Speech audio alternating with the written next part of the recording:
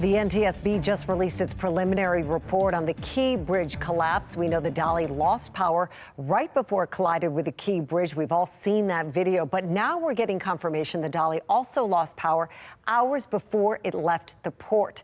Fox 45's Jessica Babb's been digging through this report and breaking down what happened leading up to that tragic morning. Jessica.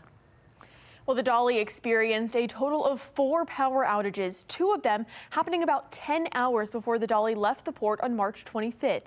Those were related to routine maintenance. The other 2 happened the next day, right before the Dali hit the Key Bridge, when there were unexpected issues with circuit breakers. Officials with the NTSB say those outages are mechanically different. Starting with what happened before the Dali left the port, the first blackout happened when a crew member mistakenly closed an engine damper while working on the ship's exhaust system, blocking exhaust gases, causing the engine to stall. Power was briefly restored before going out again. The NTSB says at this point, the crew switched to a different transformer instead of breakers. Switching breakers is not unusual, but may have affected operations the very next day on the accident voyage. So the configuration of the breakers remains under investigation. As we've reported before, a crane operator for the Port of Baltimore told us he saw some of these electrical red flags firsthand. He told us about issues with refrigerated containers before leaving the dock, something he says rarely happens. I ended up working 15 hours on that vessel. I was radioed up from the reefer mechanic and some of the longshoremen on the ship that was lashing containers that night, that they were having electrical problems getting power to the reefers. Then the next day on the 26th, before leaving the port, the captain reported that the ship was working properly. These were the moments right before the collapse. You can see the lights go out on the Dali.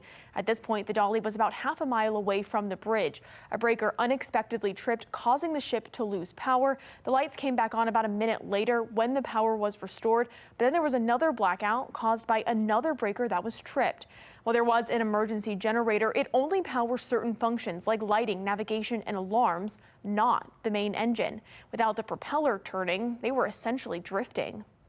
And again, you're going to have to remember that the Dali is a massive ship, so without the propeller, they couldn't effectively move the ship so close to the bridge. And again, this is just a preliminary report. A final report will be released when the NTSB finishes their investigation. And Jessica, one of the other concerns initially I remember hearing a lot about was the fuel that the Dali was using may have caused some issues. Any clarity on that?